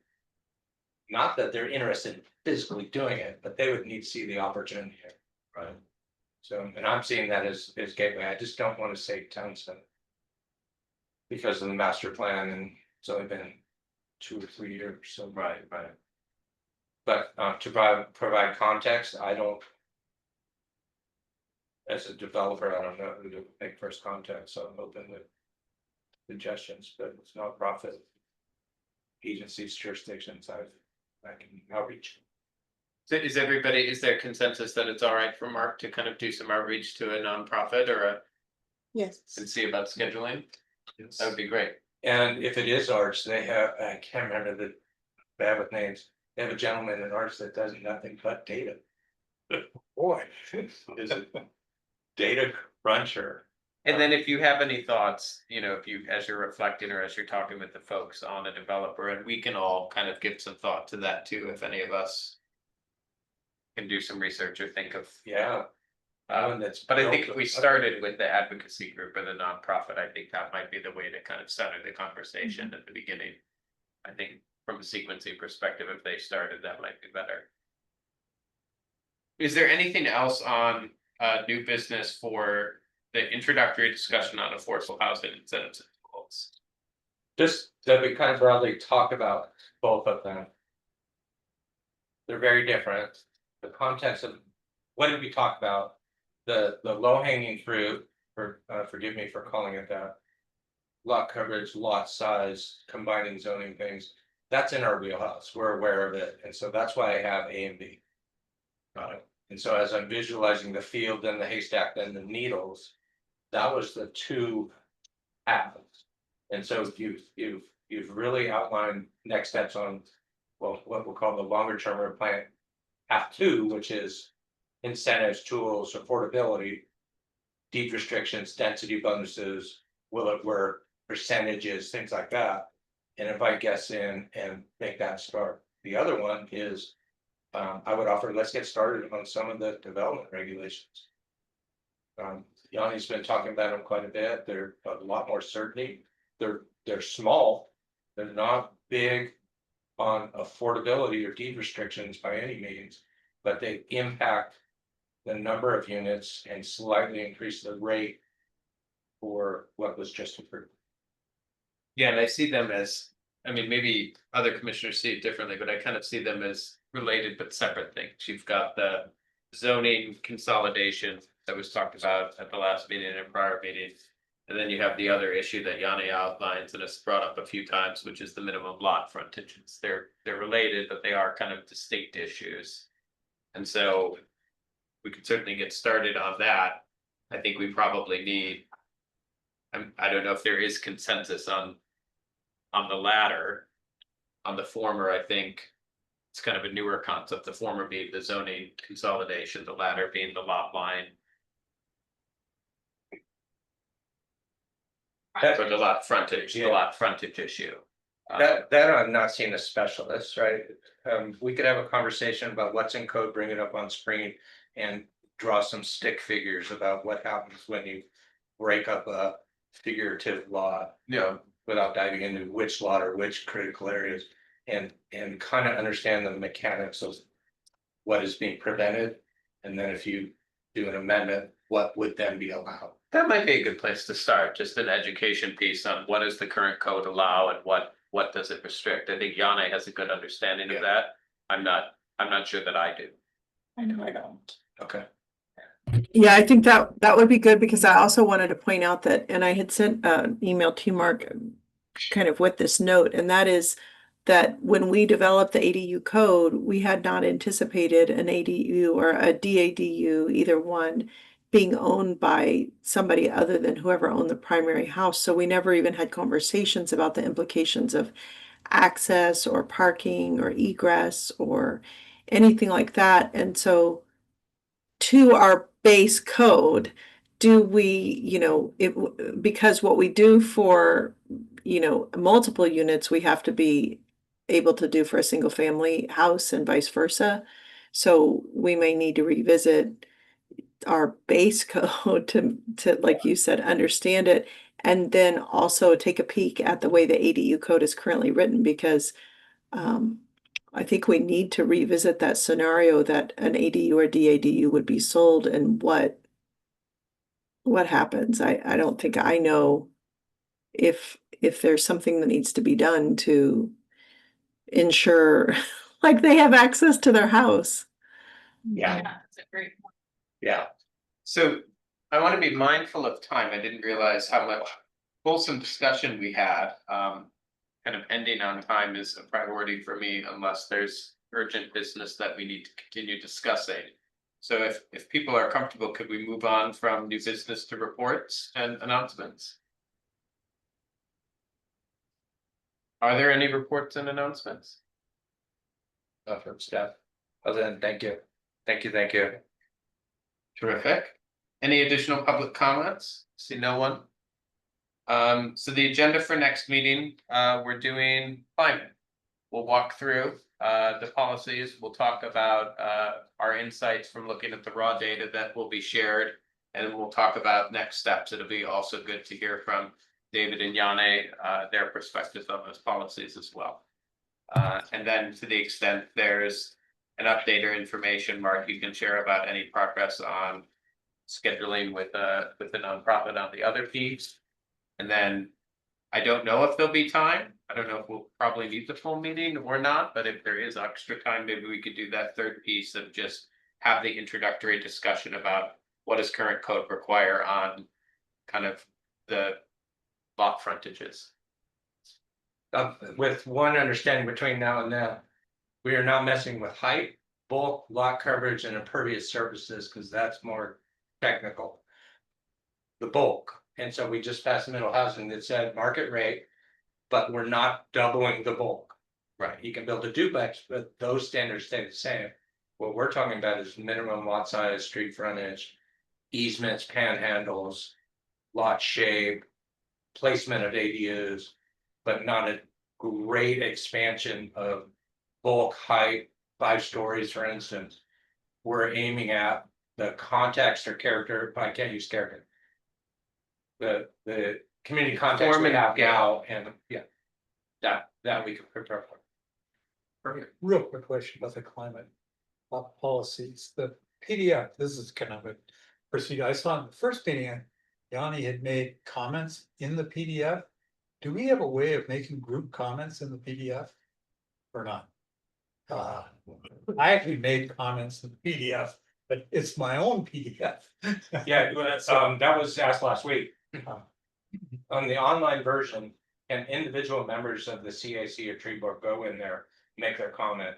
Their agreement was yes, but represent them as your own. Sure. Don't go on there and say the planning commission thinks, and so you can do that right now till August 11th. But in here, in deciding which comments are gonna make it or not, or, that kind of thing. That's a group effort. Yeah, we typically don't host a version that we can all kind of join. I just There's thought kind of public record. Prior to a meeting, if I made a comment, if somebody else saw it, they might want to address that or something, and just. But I believe some members of the CAC are gonna individually comment on that online PDF. All right, does that work for draft agenda for next meeting for folks? All right. With that being said, is there a motion to adjourn? So moved. So moved, second? All those in favor? Aye. Thank you. Opposed? And we are Bye, Matt. adjourned at 9 p.m. Bye. Thank you so much, Sam. That was awesome. Thank you, Maddie.